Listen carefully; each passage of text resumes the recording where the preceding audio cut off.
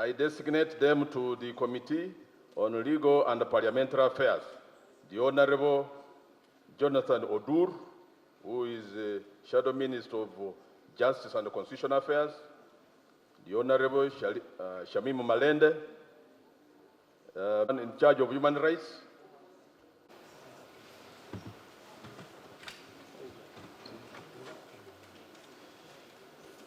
Put on record that we'll be sitting on Thursday and Friday to consider the RAPEX bills. It's not a usual thing that we sit on a Friday, but because of pressure from your government chief whip, from government, that they need the RAPEX bills, and I'm also aware that most of the bills are ready, so we should be sitting to make sure that we finish, and I understand why they want the RAPEX bills, because now we are doing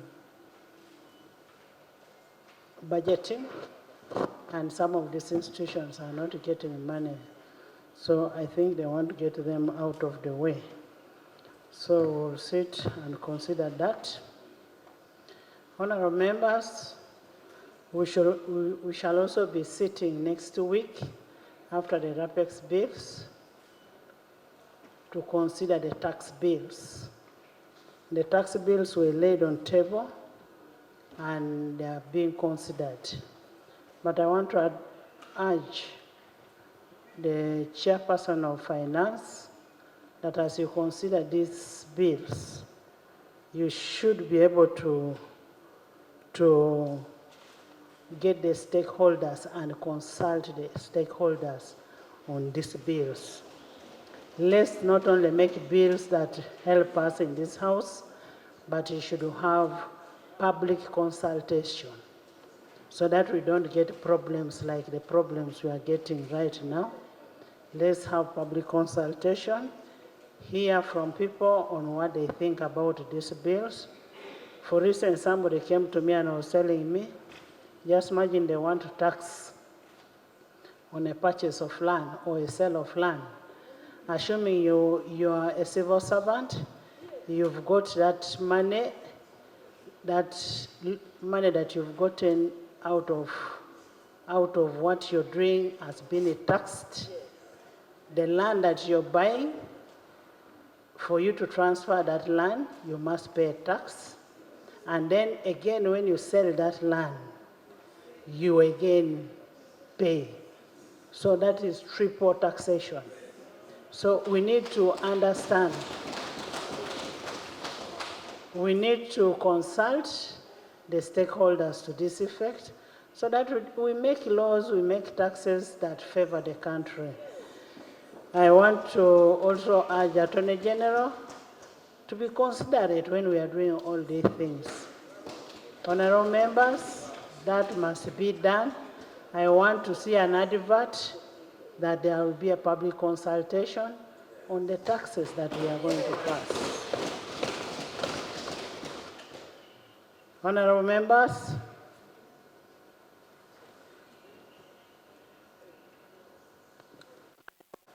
that tomorrow may be Eid. You never know. You leave only us who are Muslims to speak.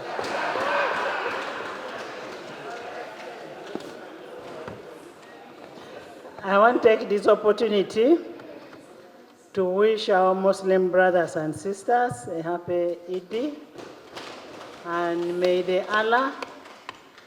Allah's blessings illuminate in all your path of joy and happiness and fulfill all what you've been praying for. I know Alan has been praying for something. On a rather sad note, we received the information this afternoon about the unfortunate demise of the retired Colonel Obaile Nelson. The retired Colonel was a father to Honorable Lillian Obaile, the Rua Arua District Woman MP, and the burial is stated for 13th April 2024 in Arua. We want to condole with the family, and those who will be willing to go to Arua, we will ensure that we provide transport for those going to Arua for burial. Honorable members, please support our colleague who has lost a parent, and may the soul of Nelson rest in eternal peace. Honorable members, you will allow me to amend the order paper to include redesignations of members and the flex bills. We had others, but then we added other bills. So we'll amend the order paper to that effect. I want to thank you so much for coming. Yes, Mehdi?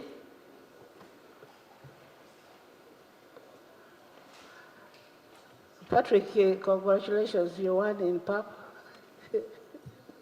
It's okay.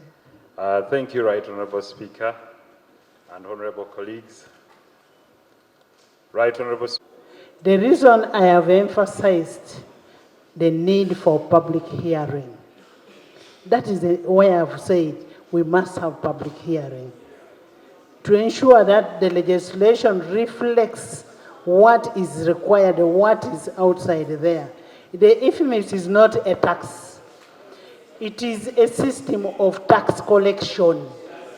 It is a tax collection and tax administration. We do not do tax administration here. We pass a tax, and administration is the role of executive. So you need to be specific that much as we pass the taxes, that the persons who are responsible for administration should also do it in a way that is considerate to the people outside there. Thank you, Right Honorable Speaker. Right Honorable Speaker. There is a procedural matter. Thank you so much, Madam Procedural Speaker. matter. Madam Speaker, Rule 80 is very clear. We should not debate in anticipation. You designated next week to deal with tax. It is a demonstration which is in downtown. And for me, my only...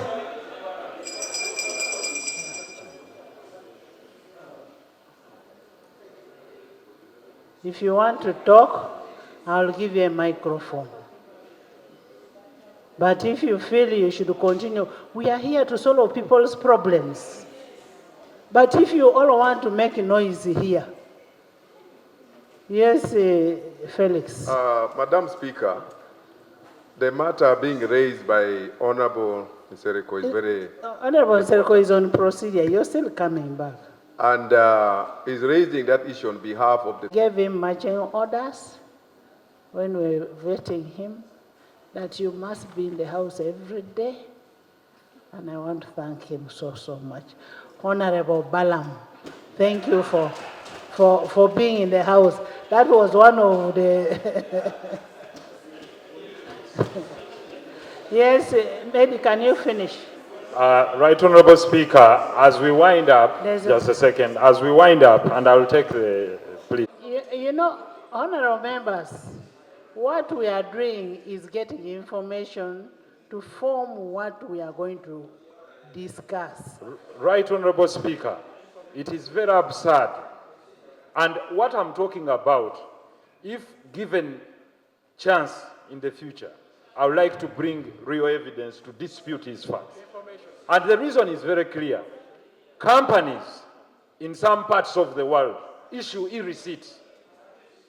For example, if I've bought a car at $10,000 from a given seller, and a receipt has been issued to me, where does URA get the mandate to dispute my figure? No, I'm giving you reality. Two, if I'm a trader, maybe, for example, I'm importing garment. I have negotiated with the manufacturer. They have given me a certain price. And I come here, or for example, the prices have dropped from the point of the manufacturer. But you appear before URA and URA says, for us the price we know is the price in January 2021. I'm telling you the reality. Honorable Right, members. Honorable Speaker, we Honorable may mem- shy away from this. Honorable There will members. reach a moment when there is no one to speak for these people, Can- and they will come like the sweepers and speak for themselves. Honorable members. Speaker, Honorable members.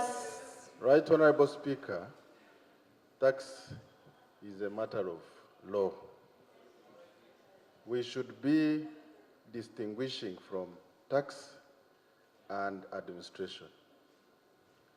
There is no uncertainty as far as tax rates are concerned, because this House passes the rates and the laws that they are using and guidelines, some of them are international, like if we talk about the Brussels definition of value, the General Agreement on Tariffs and Trade that gives rise to the harmonized code, all these ones are international.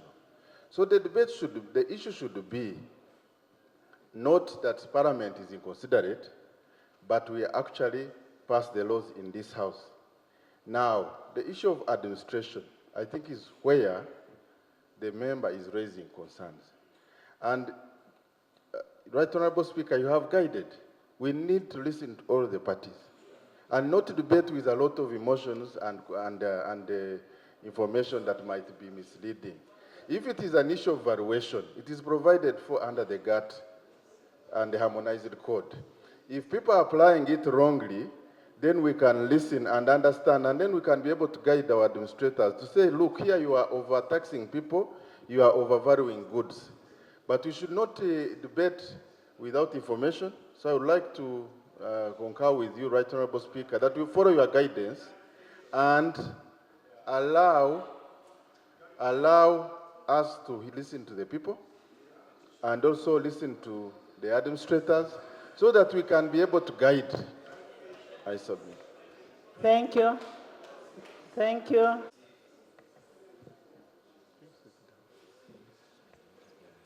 Thank you, Right Honorable Speaker. Right Honorable Speaker, it is true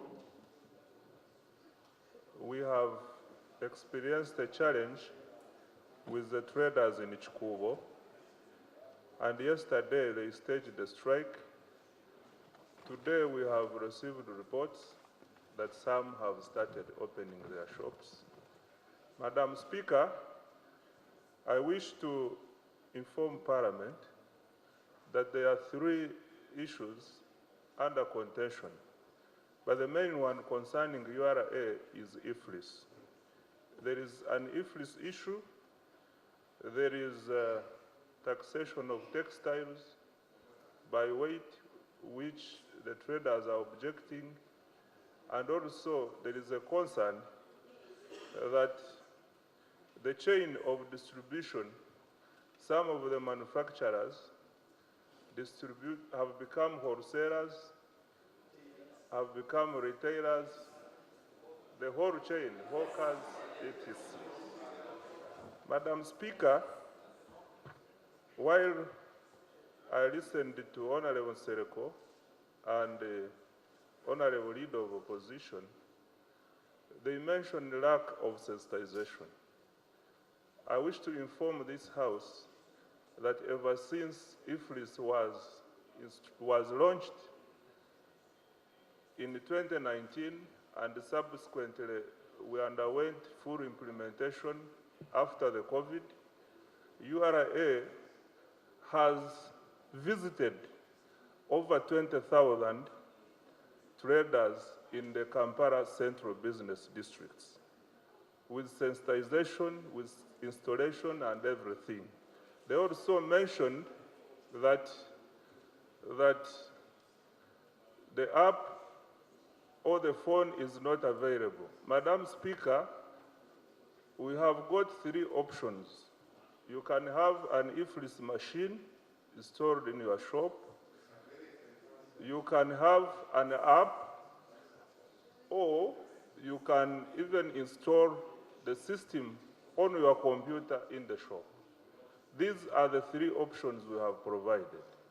Madam Speaker, lastly, and this is my prayer with the House, that we must help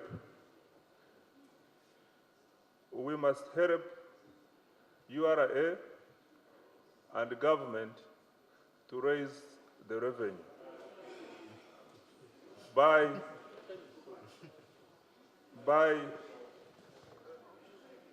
clarification is 87, based on Rule 87, I had already made a ruling that the Committee of Finance, Trade will meet with the stakeholders, with the traders, and report back to this House on Tuesday. Next item.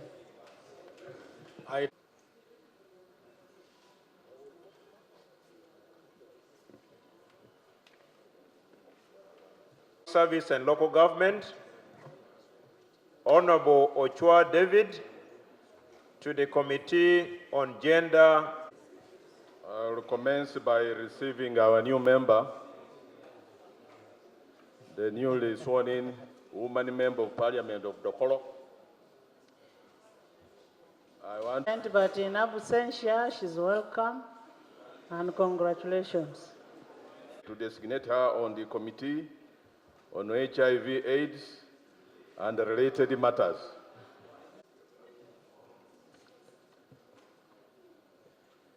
Already they are on the standing committees, but we would like to realign them to the sectoral committees. Remove them from the other committees. Of course, of course. Okay, okay. Is hereby designated to the relevant Committee of Education and Sports. Hereby designated to the Committee on Finance, Planning and Economic Development.